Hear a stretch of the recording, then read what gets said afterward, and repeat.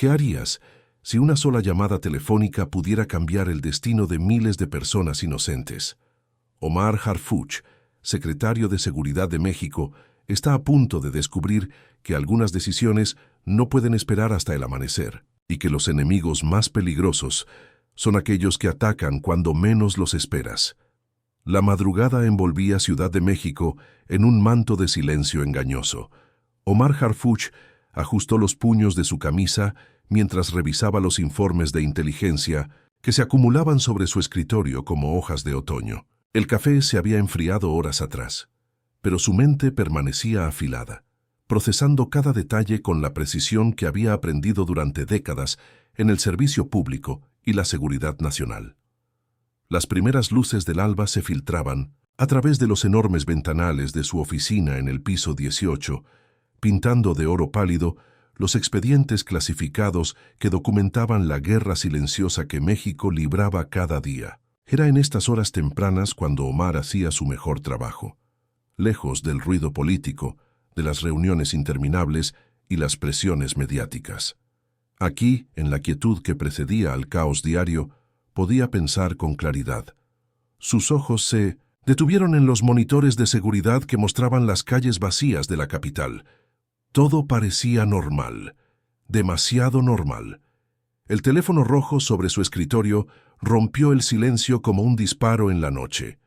Omar vaciló por un segundo, antes de levantar el auricular. Esa línea directa solo sonaba cuando algo grave estaba por suceder. Secretaría de Seguridad. Habla Harfuch. Una voz áspera, distorsionada, cruzó la línea telefónica como el susurro de la muerte. Ya vienen. Omar se irguió en su silla, todos sus instintos activándose instantáneamente. ¿Quién habla? No importa quién soy. Lo que importa es lo que viene. San Miguel de los Santos. 1 hora.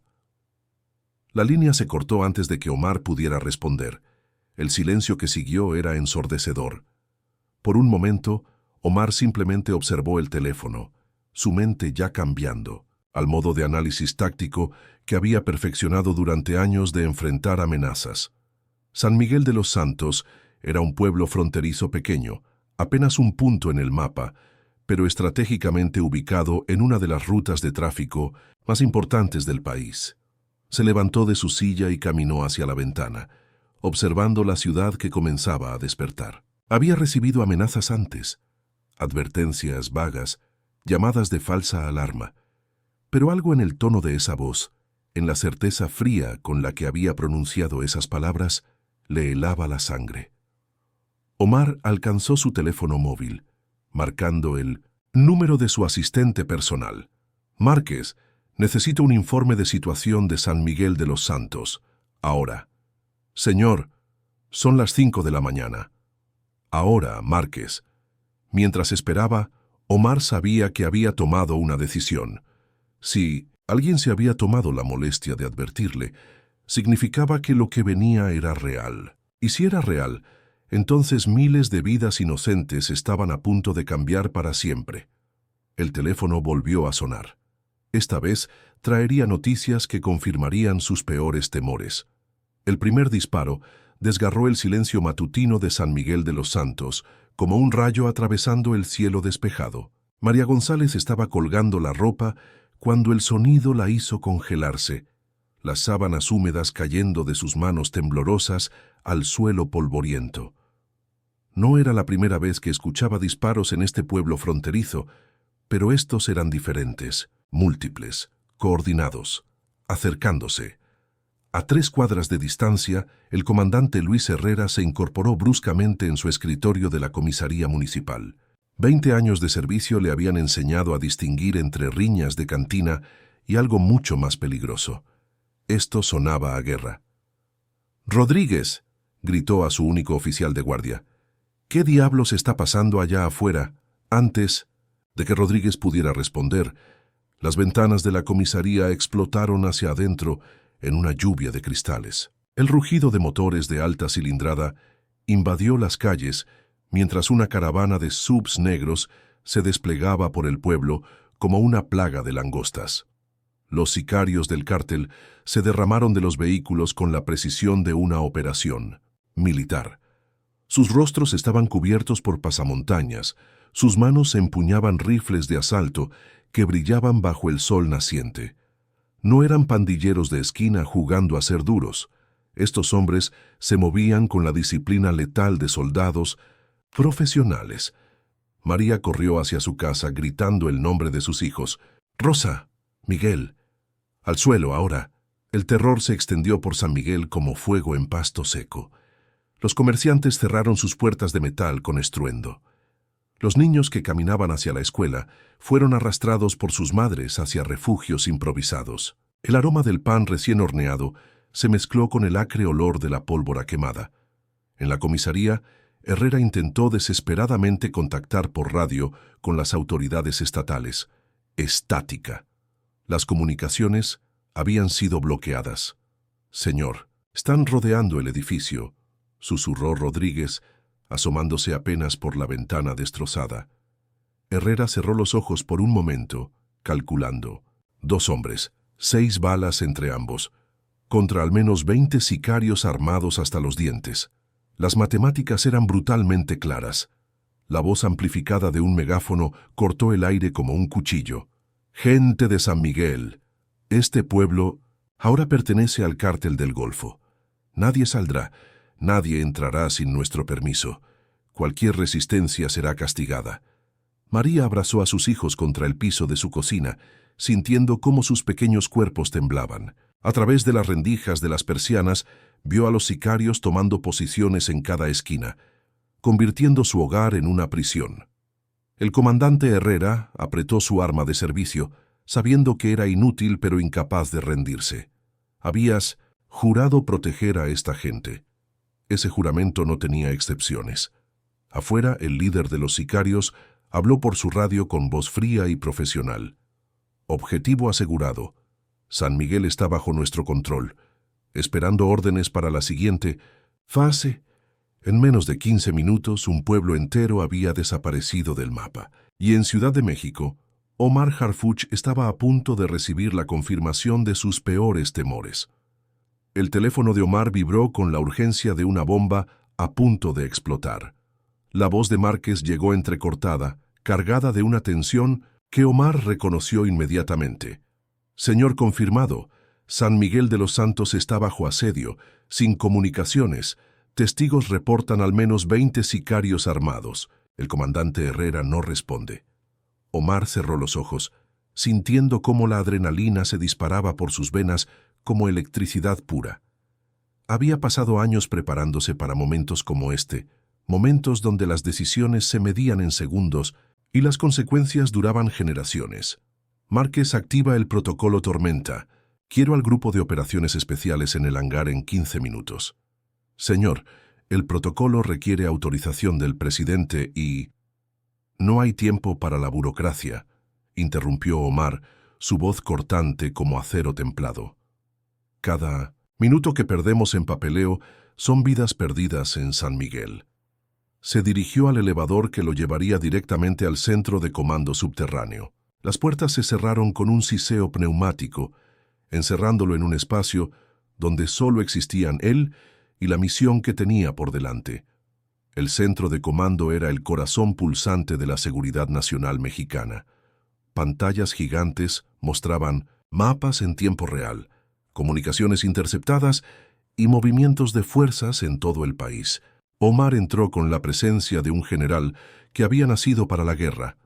«Estatus del grupo élite», ordenó sin preámbulos. El capitán Torres, un hombre curtido por décadas de operaciones especiales, se cuadró inmediatamente. 12. Hombres listos para despliegue inmediato, señor. Helicópteros de combate preparados. Perfecto. San Miguel de los Santos, rescate y neutralización. Torres asintió, pero su expresión se ensombreció. Señor, sin reconocimiento aéreo previo, vamos a ciegas. Podríamos estar volando hacia una trampa. Omar se acercó al mapa digital, sus dedos trazando las rutas de acceso al pueblo fronterizo. Su mente militar procesaba variables: terreno, tiempo de vuelo, posiciones enemigas probables, rutas de escape. Era un cálculo que había hecho cientos de veces en situaciones similares. A veces, capitán, la única opción es saltar al abismo y construir las alas en el camino. 15 minutos después, Omar subía a bordo del helicóptero de combate, ajustándose el chaleco antibalas con movimientos automáticos. El rugido de las turbinas ahogaba cualquier pensamiento que no fuera la misión. El piloto, Mayor Vázquez, giró en su asiento. «Señor, tiempo estimado de vuelo, 45 minutos. Órdenes específicas para el approach». Omar se abrochó el arnés, sintiendo el peso familiar del equipamiento táctico. Rápido y silencioso, hasta estar a 5 kilómetros. Después, todo el ruido del mundo. «Quiero que sepan que venimos». Mientras el helicóptero se elevaba sobre Ciudad de México, Omar observó la metrópolis que se extendía bajo sus pies, millones de personas que dependían de decisiones como la que acababa de tomar. El peso de esa responsabilidad no lo aplastaba, lo fortalecía. Torres habló por el intercomunicador. «Señor, ¿y si llegamos demasiado tarde?» Omar ajustó su rifle, verificando cada componente con precisión mecánica.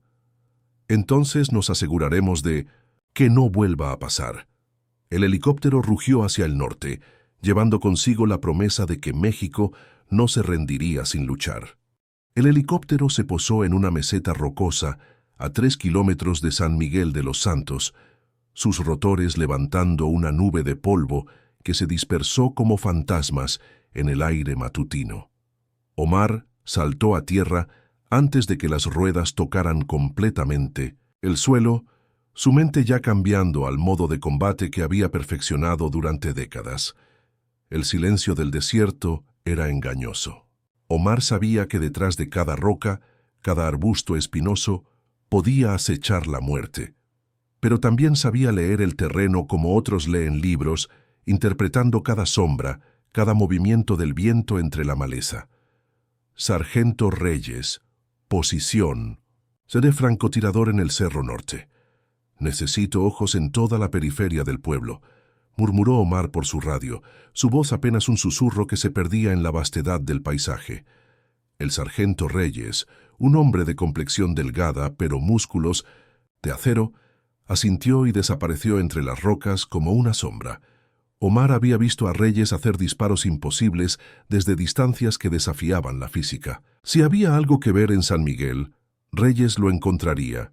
Omar extendió los binoculares de alta potencia, enfocando hacia el pueblo que se extendía como una herida abierta en el valle. A través de las lentes pudo ver la brutal eficiencia con la que los sicarios habían tomado control. Cada esquina tenía un puesto de vigilancia. Cada salida estaba bloqueada por vehículos blindados improvisados. «Control táctico establecido», murmuró, más para sí mismo que para su equipo. «Estos no son amateurs». La voz de Reyes cruzó el intercomunicador con la precisión de un bisturí. «Tengo visual confirmado. 12 sicarios en posiciones defensivas. Armamento pesado en la plaza principal. Señor, hay civiles siendo utilizados como escudos humanos».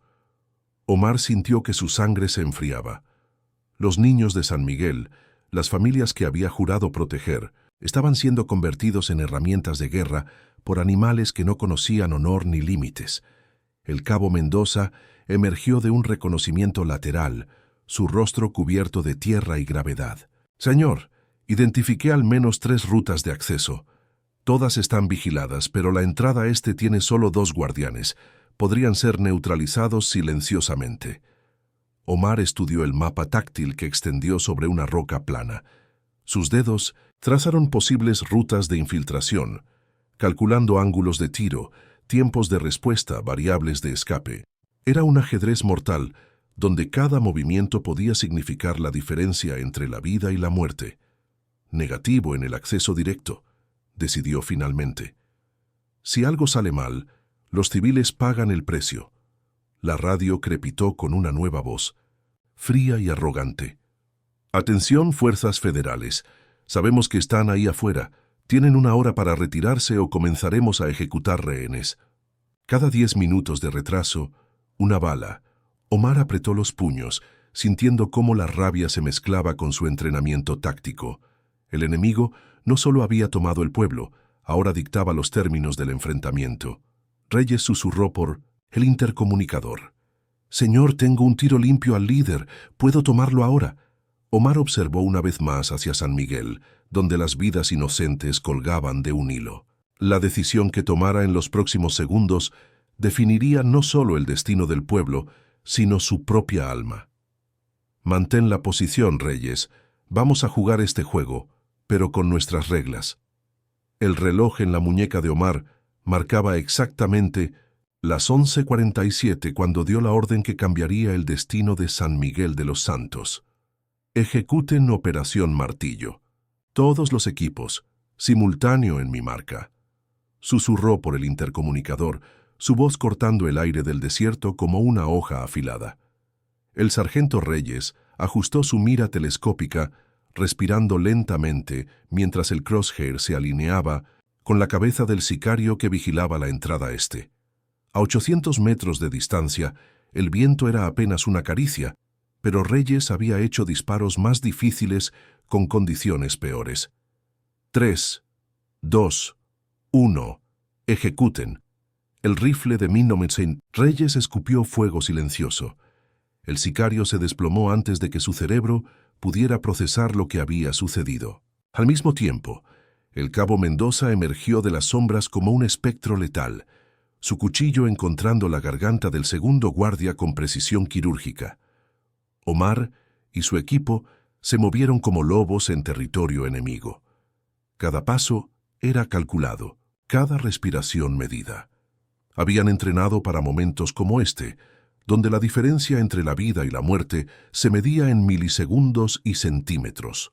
Los sicarios en el perímetro del pueblo reaccionaron con la brutalidad desesperada de animales acorralados. Las ráfagas de AK-47 rasgaron el aire, pero disparaban a fantasmas. Los comandos élite de Omar ya no estaban donde los enemigos creían que estarían. «Equipo Alfa, flanqueo oeste completado», reportó Torres por radio, su voz apenas audible, sobre el rugido del combate. 2 hostiles neutralizados, 0 bajas civiles. Omar rodó detrás de un muro de adobe mientras las balas astillaban el barro seco a centímetros de su cabeza. Su mente táctica procesaba el campo de batalla como un ordenador. 3 sicarios atrincherados en la tienda de abarrotes, 2 más moviéndose hacia la escuela donde estaban los rehenes, uno reportando por radio desde la torre de la iglesia. Caos era total, pero para Omar era música. Había aprendido a bailar en esta sinfonía de violencia, a encontrar el orden dentro del desorden absoluto. «Reyes, torre de la iglesia, ahora», ordenó. El estallido del rifle de francotirador resonó como un trueno. El sicario en la torre se desplomó, su radio cayendo en picada hasta estrellarse contra las piedras del atrio. Los comandos avanzaron con la precisión de un reloj suizo. Cada movimiento había sido ensayado cientos de veces en simulacros, pero ahora las balas eran reales y las consecuencias permanentes. Un sicario emergió de una casa, arrastrando a una mujer como escudo humano. Omar no vaciló. Su tiro fue perfecto. Una bala que encontró la estrecha franja de cabeza expuesta del criminal sin tocar un solo cabello de la rehén. En menos de 8 minutos, el perímetro este de San Miguel había caído. Los gritos de pánico de los sicarios reemplazaron sus órdenes arrogantes. Por primera vez desde el amanecer, la balanza del poder había cambiado. «Perímetro asegurado», reportó Torres limpiando la sangre de su cuchillo táctico. «Pero señor, esto es solo el primer round». Omar recargó su arma, observando hacia el corazón del pueblo donde los verdaderos desafíos lo esperaban. «Entonces preparémonos para el segundo». La casa de seguridad que los sicarios habían convertido. En su cuartel general olía a miedo, sudor y pólvora quemada. Omar empujó la puerta de metal con el cañón de su rifle, escaneando cada rincón con la meticulosidad de un cirujano examinando un órgano vital. En el centro de la habitación, atado a una silla de plástico, se encontraba el lugarteniente del cartel que habían capturado durante el asalto. Era un hombre de unos 30 años, con cicatrices que contaban historias de violencia, pero sus ojos mostraban algo que Omar reconoció inmediatamente: inteligencia. Este no era un sicario común de la calle. «Suéltenme las manos de la señora», González, ordenó Omar al cabo Mendoza, quien estaba liberando a los rehenes que habían encontrado en la casa. María González, la mujer que había estado colgando ropa cuando comenzó la pesadilla, temblaba mientras Mendoza cortaba las cuerdas que habían marcado sus muñecas con líneas rojas y crudas.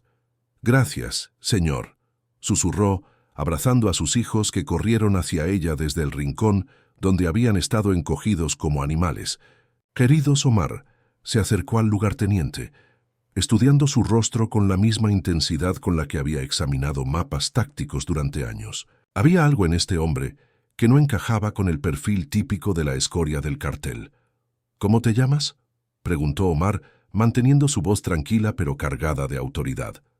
El hombre lo miró directamente a los ojos sin pestañear. «Diego Morales. Y antes de que preguntes, no voy a decir nada». Omar arrastró una silla y se sentó frente a él, lo suficientemente cerca para ver las gotas de sudor que se formaban en su frente. «Mira a tu alrededor, Diego. Tus compañeros están muertos o huyendo. Tu operación fracasó. La única pregunta es si quieres salir de esto con vida». Diego sonrió, pero no era la sonrisa arrogante de un criminal común. Era la sonrisa de alguien que sabía secretos. «No entiendes nada, ¿verdad? Esto no es sobre territorio o drogas. Nunca lo fue». Omar sintió que algo frío se deslizaba por su columna vertebral. «Entonces, explícamelo». San Miguel era una prueba, una demostración para gente muy importante en Ciudad de México, gente que quería ver qué tan rápido podrías responder, qué tácticas usarías, cuáles son tus limitaciones. La habitación pareció encogerse alrededor de Omar. «¿Qué estás diciendo?». Diego se inclinó hacia adelante, bajando la voz hasta convertirla en un susurro conspirador. «¿De verdad crees que atacamos este pueblo de la nada? ¿Sin órdenes específicas? Alguien te está estudiando, Harfuch. Alguien que conoce tu número telefónico directo». Omar recordó la llamada misteriosa que había recibido esa madrugada, la voz distorsionada que lo había advertido. Su mente militar comenzó a conectar puntos que formaban una imagen que no quería ver. «¿Quién?», exigió, su voz ahora tensa como un cable a punto de romperse. Diego sonrió de nuevo, esta vez con genuina diversión. «El senador Valdés manda saludos. Dice que ya es hora de que sepas quién realmente mueve los hilos en este país». El nombre golpeó a Omar como un puñetazo al estómago. El senador Valdés, presidente de la Comisión de Seguridad Nacional, el hombre que había respaldado su nombramiento como secretario de Seguridad, Torres, apareció en la puerta, su rostro grave. «Señor, tenemos un problema. Acabamos de interceptar comunicaciones. Hay refuerzos del cartel en camino, pero no son sicarios comunes. Son mercenarios profesionales». Omar se levantó lentamente, sintiendo cómo el mundo que creía conocer se desmoronaba bajo sus pies. La guerra que pensaba que estaba peleando había sido solo una distracción. La verdadera batalla apenas comenzaba. «Sí», rugido de los helicópteros enemigos cortó el aire como cuchillas gigantes, anunciando que la guerra había llegado a San Miguel con toda su furia. Omar se asomó por la ventana destrozada de la casa de seguridad, observando cómo 3 Black Hawks militares descargaban mercenarios en la plaza principal del pueblo. Estos no eran los sicarios desorganizados que habían enfrentado antes. Los hombres que saltaron de los helicópteros se movían con la disciplina letal de soldados de élite. Sus uniformes negros y equipamiento táctico brillando bajo el sol del mediodía como armaduras de guerra moderna. «Señor, necesitamos evacuar». «Ahora», urgió Torres recargando su rifle mientras el sonido de botas militares se acercaba por todas las calles circundantes. Omar negó con la cabeza, verificando su munición con movimientos automáticos. «No, si corremos nunca sabremos qué tan profunda es esta conspiración. Nos quedamos y peleamos». La primera ráfaga de fuego automático convirtió la fachada de adobe de la casa en una lluvia de fragmentos. Omar se arrojó al suelo, arrastrando a María González y sus hijos hacia el rincón más protegido, mientras las balas silbaban sobre sus cabezas como avispas asesinas. «Reyes, necesito fuego de supresión en la plaza principal», gritó por su radio. su voz compitiendo con el estruendo del combate. El rifle de francotirador del sargento contestó desde su posición elevada, y Omar vio a través de la ventana cómo uno de los mercenarios se desplomaba. Pero por cada enemigo que caía, parecían aparecer dos más. Un cilindro metálico rodó por la puerta principal. «Granada. Todo el mundo abajo», rugió Omar, cubriéndose sobre la familia González. La explosión sacudió la casa como un terremoto, llenando el aire de polvo y humo acre. Cuando Omar logró enfocar la vista, vio que la pared había colapsado parcialmente, creando una brecha por donde los mercenarios ya estaban entrando. Omar no esperó órdenes de nadie porque él era quien las daba. Se incorporó disparando, su rifle escupiendo fuego controlado mientras se movía con la fluidez de un bailarín letal. El primer mercenario que cruzó la brecha cayó con un disparo al pecho. El segundo logró disparar antes de que la bala de Omar encontrara su cabeza. «Torres, flanqueo izquierdo. Mendoza, cubre la retaguardia», ordenó mientras se deslizaba hacia una nueva posición usando los escombros como cobertura. Combate urbano era el tipo de guerra más brutal que existía. Cada esquina era una emboscada potencial, cada puerta una trampa mortal. Pero Omar había nacido para esto. Cada músculo de su cuerpo, cada instinto afilado por años de entrenamiento, se activaba en perfecta sincronía. Un mercenario apareció por su flanco derecho. Omar pivotó, su cuchillo táctico encontrando el cuello del enemigo antes de que pudiera levantar su arma. Sangre caliente salpicó su rostro, pero no se detuvo. Torres gritó desde la cocina. «Señor, están rodeando el edificio. No podemos sostener esta posición». Omar evaluó la situación en una fracción de segundo. Estaban superados en número, pero no en habilidad. Sin embargo, la presencia de civiles limitaba sus opciones tácticas. «Preparen humo y retirada controlada hacia la iglesia», decidió. «Muévanse». Mientras lanzaba la granada de humo que cubriría su escape, Omar supo que esta batalla era solo el primer acto de una guerra mucho más grande. Una guerra donde el enemigo conocía sus movimientos antes de que él los hiciera. El silencio después de la batalla era más ensordecedor que el rugido de las armas. Omar caminaba por las calles devastadas de San Miguel de los Santos, sus botas crujiendo sobre cristales rotos y casquillos de bala que brillaban como monedas malditas bajo el sol poniente.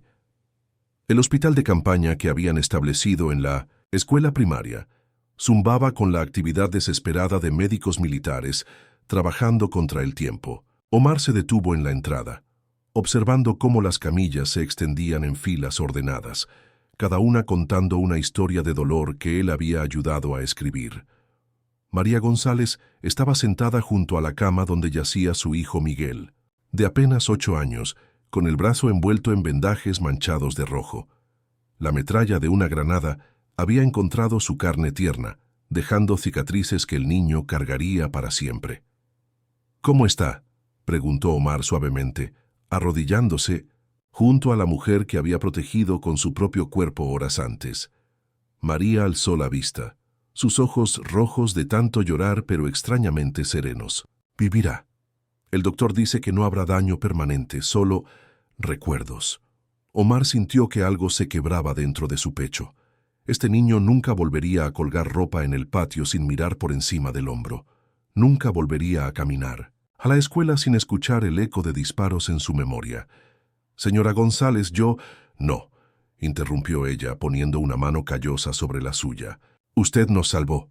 Sin usted habríamos muerto todos.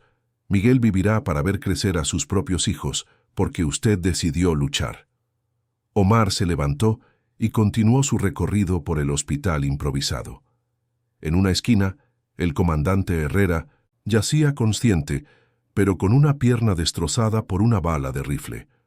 El hombre que había jurado proteger San Miguel con solo 6 balas contra un ejército entero. «Comandante», saludó Omar acercándose a su cama. Herrera intentó incorporarse, pero Omar lo detuvo con un gesto. «No, señor, descanse». «¿Cuántos perdimos?», preguntó Herrera, su voz ronca pero firme. Omar había evitado hacer ese recuento, pero sabía que era inevitable. 3 civiles muertos, 12 heridos, 2 de mis hombres en condición crítica. Herrera. Cerró los ojos procesando números que se convertían en rostros, en familias destruidas, en futuros que nunca serían. ¿Valió la pena? Era la pregunta que había estado carcomiendo el alma de Omar, desde que el último disparo se había silenciado. ¿Cuántas vidas justificaban la búsqueda de la verdad?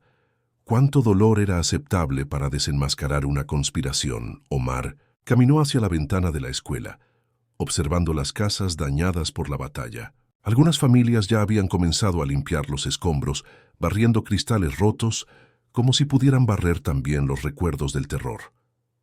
Torres se acercó desde atrás, cojeando ligeramente por una herida en la pierna.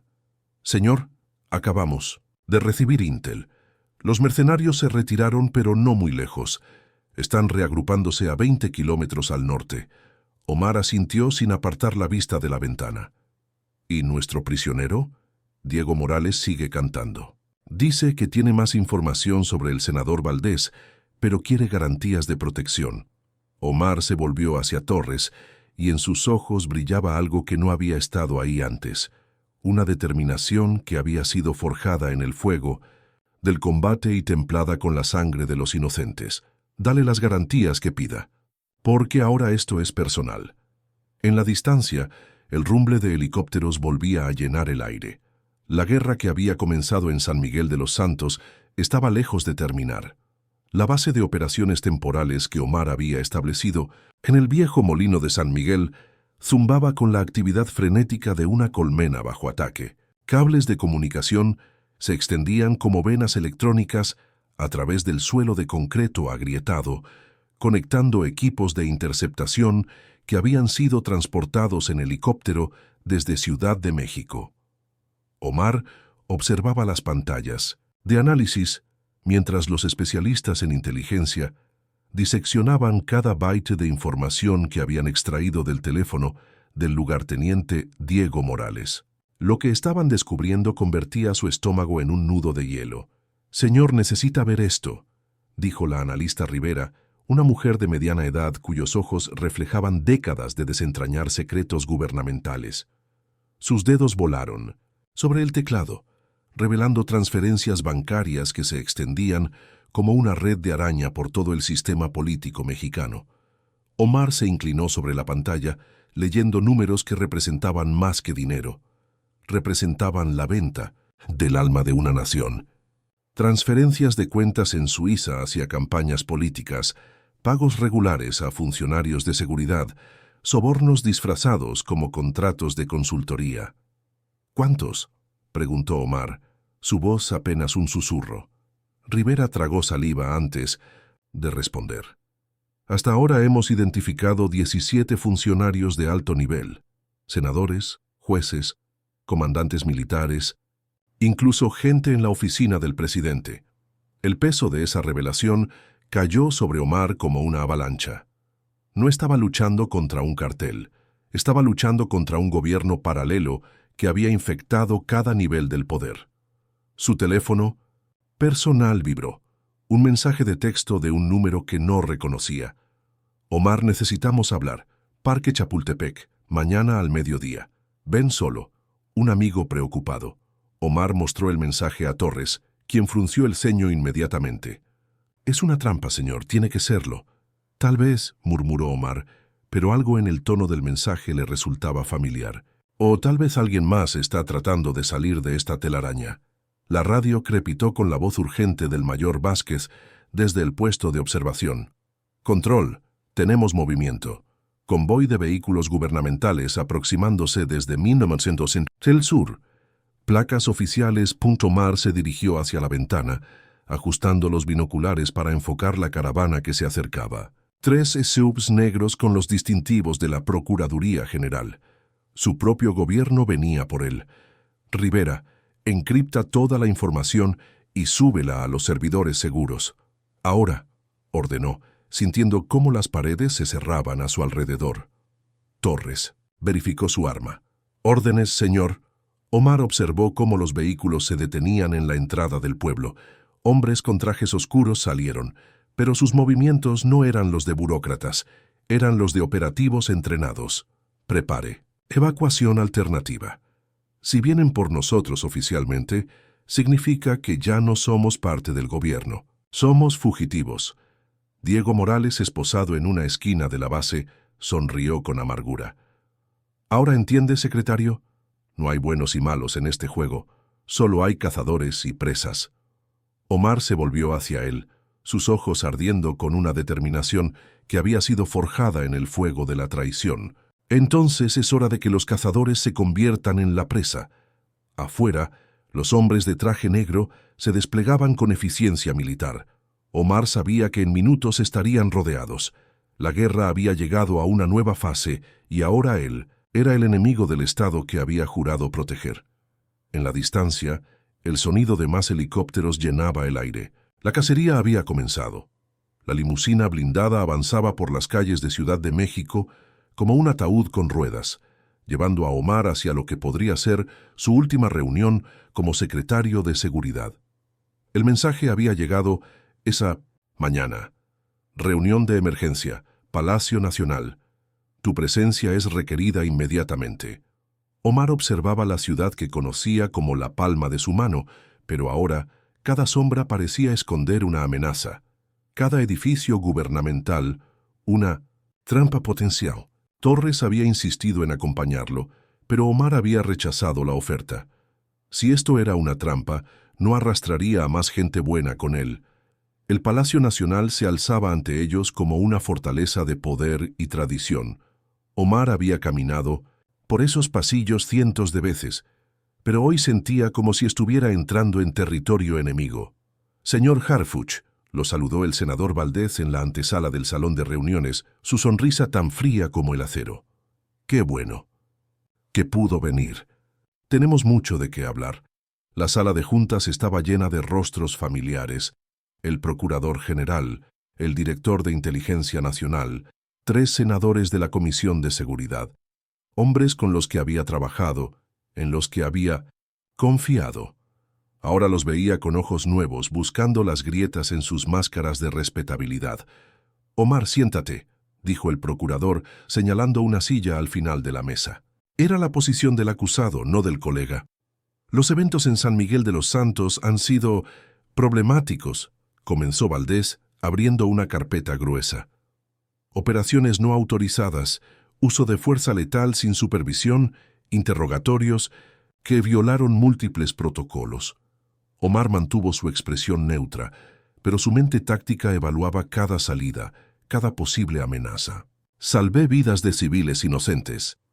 A costa de crear un incidente internacional», replicó el director de inteligencia. «Los mercenarios que enfrentaste tenían pasaportes estadounidenses. Ahora tenemos un problema diplomático. La verdad golpeó a Omar como un martillo. No habían venido a destituirlo. Habían venido a silenciarlo permanentemente. Cada acusación era una justificación para lo que venía después». Valdez cerró la carpeta con un chasquido seco. «Por el bien de la nación, Omar, necesitas desaparecer por un tiempo. Hay una casa segura en Acapulco donde puedes reflexionar sobre tus acciones». Omar se levantó lentamente, calculando distancias y ángulos. La puerta estaba a 6 metros. Había al menos 2 guardias armados afuera. Sus posibilidades de salir vivo de esa habitación eran mínimas. «¿Y si me niego?». La sonrisa de Valdez se ensanchó. «No creo que tengas esa opción». En ese momento, Omar supo que Diego Morales había tenido razón. En este juego no había buenos y malos, solo cazadores y presas. Y él acababa de descubrir que había sido la presa desde el principio. El sonido de pasos militares resonó en el pasillo exterior. La trampa se estaba cerrando. Omar tocó discretamente el dispositivo de emergencia en su cinturón, enviando una señal codificada a Torres. Si iba a caer, al menos su equipo sabría que la guerra había llegado hasta las más altas esferas del poder. «Última oportunidad, Omar», murmuró Valdez. «¿Vienes voluntariamente o necesitamos persuadirte?». La puerta se abrió y Omar vio el destello de armas automáticas en las manos de los guardias. La decisión ya no era suya. La fuga del Palacio Nacional había costado sangre, pero Omar estaba vivo. Ahora, 24 horas después, se agazapaba en la oscuridad del desierto de Sonora, observando el complejo fortificado que se extendía ante él como una ciudad de pesadilla. Este era el corazón de la operación, la hacienda del jefe supremo del Cártel del Golfo, Alejandro el Fantasma Ruiz. Torres se materializó a su lado como una sombra, su rostro pintado con camuflaje nocturno. Confirmado, señor. Valdés está adentro. Llegó hace 2 horas en helicóptero privado. Omar ajustó la mira nocturna de su rifle, sintiendo cómo la adrenalina bombeaba por sus venas como ácido. Esta noche terminaría lo que había comenzado con una llamada telefónica misteriosa en la madrugada. Esta noche, la serpiente perdería tanto su cabeza como su cola. Posiciones de todos los equipos, murmuró por su intercomunicador. Las voces de sus comandos llenaron su auricular. Reyes desde el Cerro Norte, Mendoza en el flanco este, el Lynch, Capitán Ruiz con el equipo de demoliciones en el perímetro sur. 40 hombres contra una fortaleza defendida por más de 100 sicarios y mercenarios. Las probabilidades eran suicidas, pero Omar había aprendido que las mejores victorias siempre lo eran. Operación Justicia comienza en 60 segundos, anunció, verificando por última vez su equipo. Recuerden, el Fantasma y Valdés se toman vivos. Todos los demás son objetivos libres. El complejo se extendía como una ciudad medieval, con muros de concreto de 3 metros de altura, torres de vigilancia y reflectores que barrían el perímetro como ojos gigantes buscando intrusos. Pero Omar conocía las debilidades de toda fortaleza, la arrogancia de sus ocupantes. 30 segundos. Omar respiró profundamente, dejando que la calma precombate invadiera su mente. En algún lugar de ese complejo, el hombre que había vendido su país estaba cenando con criminales, creyendo que había ganado. Esa ilusión estaba a punto de hacerse pedazos. Ejecuten. La primera explosión iluminó la noche como un pequeño sol. El equipo de demoliciones de Ruiz había volado la planta eléctrica, sumergiendo el complejo en una oscuridad que transformó a los comandos de Omar en depredadores invisibles. Los reflectores murieron, las comunicaciones se cortaron y el caos se desató como una bestia liberada de su jaula. Omar avanzó con la fluidez mortal de un cazador nato, su equipo moviéndose a su alrededor en perfecta coordinación. Las balas de los sicarios buscaban fantasmas mientras los comandos élite aparecían y desaparecían en la oscuridad, cada disparo encontrando su objetivo con precisión quirúrgica. El sargento Reyes reportó desde su posición. Torre Norte, neutralizada. Tengo visual del edificio principal. Omar saltó el muro sur aterrizando en el patio interior donde los sicarios corrían en pánico, disparando a las sombras. Su rifle cantó su canción letal, y 3 enemigos cayeron antes de que supieran de dónde venía la muerte. Torres, perímetro asegurado. Escuchó por su auricular.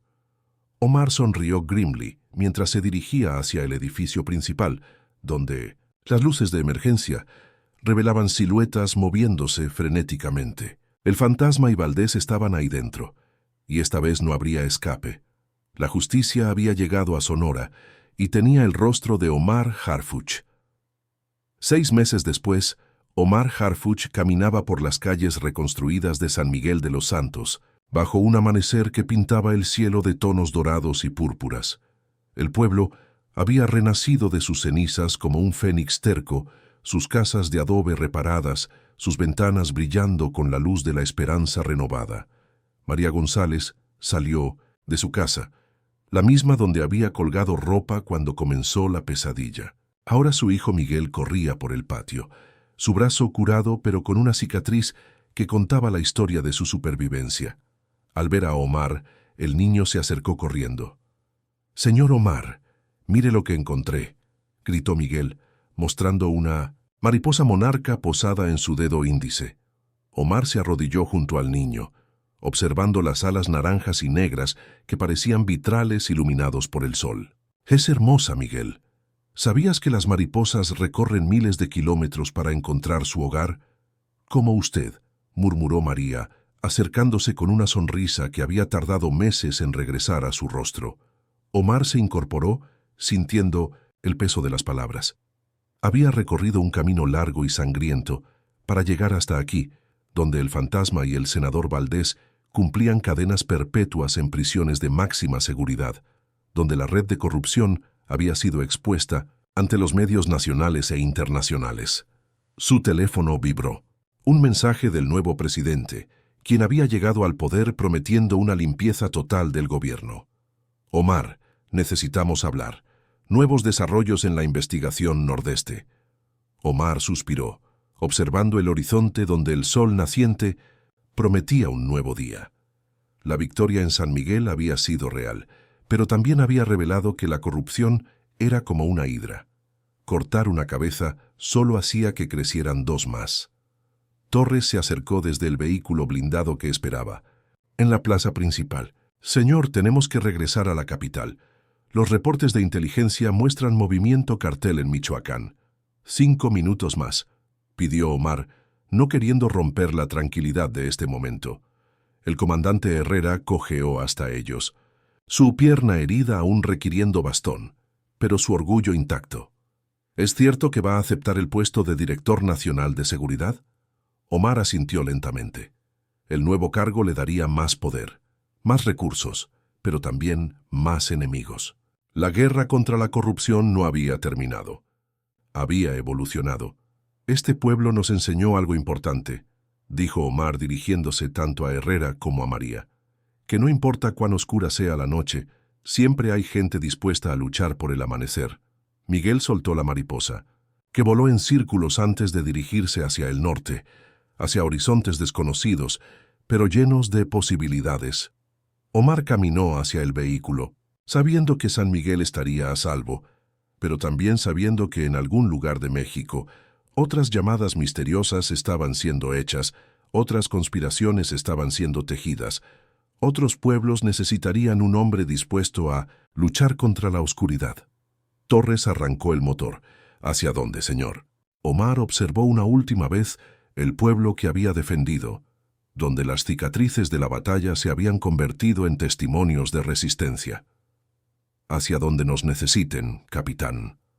Hacia donde nos necesiten. El vehículo se alejó, llevando consigo la promesa de que mientras existieran hombres como Omar Harfuch, México nunca se rendiría ante la corrupción. La guerra continuaba, pero también la esperanza.